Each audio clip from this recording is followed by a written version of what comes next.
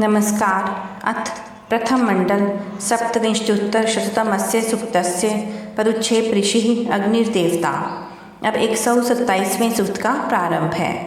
अग्निम होतारम मन्ये दासवंतम वसुम सूनुम सहसो जातवेदसम विप्रम न जातवेदसम य ऊर्ध्व्या स्वध्रो देवो देवाच्या कृपा कृतस्य विभ्राष्टिम अनुवष्टि शोचिषा जुरानस्य सर्पिषः। जो हिंसा रहित यज्ञों को प्रेरणा देने वाला तेजस्वी देव अग्नि अत्यंत श्रेष्ठ देव की कृपा से चारों ओर से डाले जाने वाले तेजस्वी घी के तेज को अपनी ज्वाला से ग्रहण करना चाहता है, ऐसे देवों को आह्वान करने वाले, धनों को प्रदान करने वाले, बल के पुत्र के समान संपूर्ण उत्पन्न हुए पदार्थों को जानने वाले अग्नि का वेदों को जानने वाले विद्वान के समान मैं सम्मान करता हूँ। यजिष्ठम त्वा यजमाना हुवेम ज्येष्ठम अंग्रिसाम विप्रमन्मभिः विप्रेभिः शुक्रमन्मभिः परिचमानम इव थ्याम धोतारम चरश्नी नाम शोचिष्केशम विष्णम यम इमा विषः प्रावंतु ज्योतिये विषः। थ्यूलोक में सर्वत्र गमन करने वाले सूर्य के समान मनुष्यों को उत्तम स्वास्थ्य प्रदान करने वाले तेजस्वी ज्वालाओं वाले बलवान जिस अग्नि को कामना करने वाली ये प्रजाएं अपने इच्छित पदार्थों को पाने के लिए तृप्त करती हैं, ऐसे हे ज्ञानी तेजस्वी अग्नि अत्यंत पूज्य और अंगिराओं में सर्वश्रेष्ठ तुझे साधारण स्रोतों से तथा ज्ञान से युक्त स्रोतों से हम यज्ञ करने वाले आह्वान करते हैं।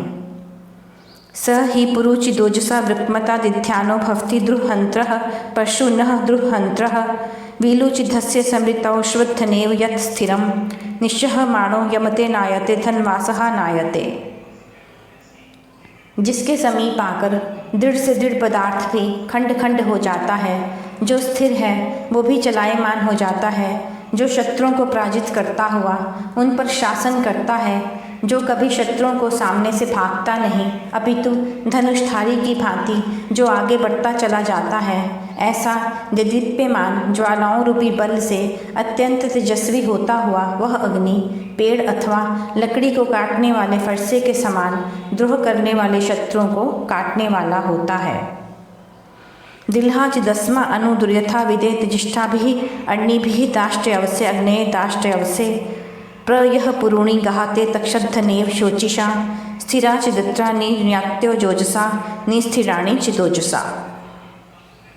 जिस प्रकार ज्ञानियों को धन दिया जाता है, उसी प्रकार बलवान से बलवान मनुष्य भी अपने रक्षण के लिए इस अग्नि को आहुतियाँ देते हैं, और यह अग्नि भी तेजस्वी अग्नियों से उत्पन्न होकर उन्हें ऐश्वर्य आदि प्रदान करता है। यह अग्नि जिस प्रकार बहुत से वनों में प्रविष्ट होकर उन्हें नष्ट कर देता है, उसी प्रकार अपने तेज से स्थिर शत्रुओं को भी नष्ट कर देता है तथा अपने तेज से कठिन अन्न को भी पका देता है। तमस्य वृक्षम उपरासु धीमहि नक्तम यह सुदर्शतरो दिवातरात अप्रायुषे दिवातरात आदस्य यायु ग्रभणवत् वीलुशरम न सोनवे भक्तम अभक्तम अवह वयंतो अज्रा अग्नियो वयंतो अज्राहा। जो रात्रि में दिन से भी अधिक दर्शनीय हो जाता है, इस अग्नि के लिए यज्ञों में हम हवि स्थापित करते हैं। दिन की अपेक्षा अधिक तेजस्वी रहने वाले इस अग्नि के लिए उसी प्रकार हवि प्रदान करनी चाहिए जिस प्रकार पुत्र के लिए पिता सुखकर घर देता है। अनेक प्रकार के अग्नि भक्त और अभक्त दोनों का विवेक करके भक्तों की रक्षा करते हैं, और ये अग्नि रक्षण करने वाले और अजर हैं। स ही श्रद्धो न मारुतम तुविश्वणि अपन स्वीतिषु उर्षरा राहु सृष्टनिः आर्तना सृष्टनिः आदध्यवया अन्या आदित्य यज्ञस्य केतुः हरहणा अत्स्मासस्य हर्षतो हर्षिवतो विश्वे जुषंत पंथाम नरः शुभे न पंथाम। पूजा के योग्य यह अग्नि यज्ञ कर्मों में, उपजाऊ भूमियों में और युद्धों में बलशाली वायु के समान बहुत जोर से गर्जना करता है। यह पूज्य अग्नि हवियों का भक्षण करता है तथा यह हवियों को स्वीकार करने वाला यज्ञ का चिन्ह और पूज्यतम है। दूसरों को हर्षित करने वाले और स्वयं भी हर्षित होने वाले इस अग्नि के मार्ग पर कल्याण की प्राप्ति के लिए सारे देव उसी प्रकार चलते हैं जिस प्रकार मनुष्य कल्याण की प्राप्ति के लिए उत्तम मार्ग पर चलते हैं। द्विता यदीम किस्तासो अपिथ्यो नमस्यंत उपवंच भृग्वो मथन्नथो दाशाभृक्वः अग्निरीशे वसूनां शुशिर्यो धरणिः येषां प्रियान् अपृथिवीन् वनिशिष्टमेथिर आ वनिशिष्टमेथिरः।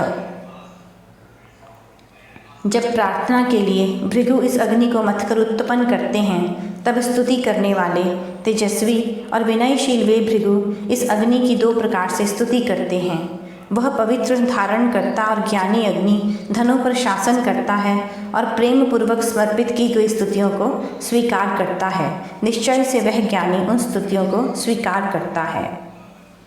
विश्वासां तवाविशां पतिं हवामहे सर्वासां समानं दम्पत्तिं भुजे सत्यग्रवाहसं भुजे अतिथिं मानुषाणां पितुर्न यस्य आसया अमी च विश्वे अमृतास आवयो हव्या देवेश्वा वयः।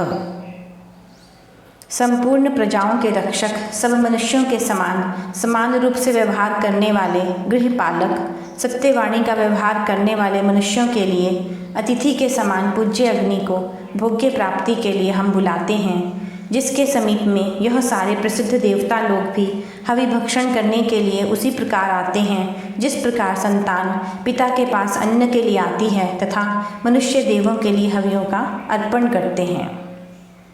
त्वमग्ने सहसा सहन्तमः शुष्मिमन्तमो जायसे देवतात्य रयि न देवतात्य शुष्मिन्तमो हि दे मदो धुम्निन्तम उत्क्रतुः अथ समाते परिचरन्त्य अजर सृष्टिवानो न अजर।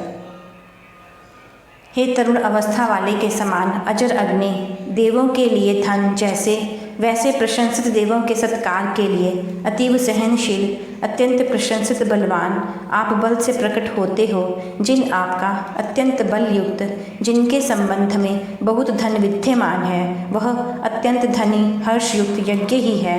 इसके अनंतर शीघ्र क्रिया वाले दूत के समान आपकी परिचर्या करते हम लोग आपका आश्रय करें। प्रवो महे सहसा सहस्वत उषर्बुधे पशुषे नाग्ने स्तोमो बभूत्व अग्नये प्रतियदीम हविष्मान विश्वासु क्षासु जोगुवे अग्ने रेफो न जरत ऋषूणाम जोनिहि होतः ऋषूणाम।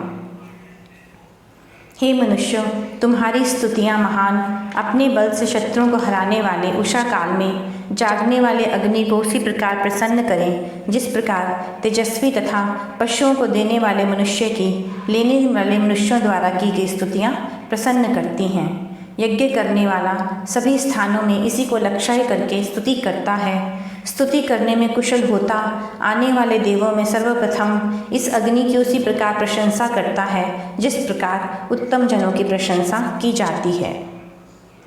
स नो निदिष्ठम दिदृशान आभराग्ने देवेभिः सचनाः सुचेतुना महोरायः सुचेतुना महिष्विष्ठ नस्कृधि संचक्षे भुजे अस्यै महिस्त्वत्रिभ्यो मघवंत सुवीर्यम मथि उग्रो न शवसा।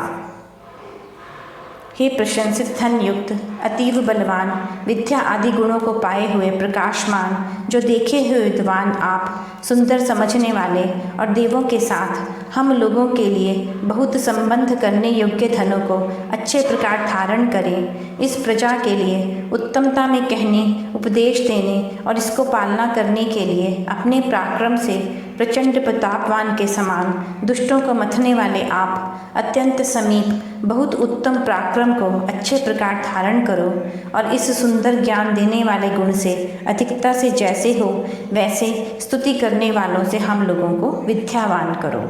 यह 127वां सूक्त समाप्त हुआ। अगले अंक में 128वां सूक्त प्रस्तुत करेंगे। नमस्कार।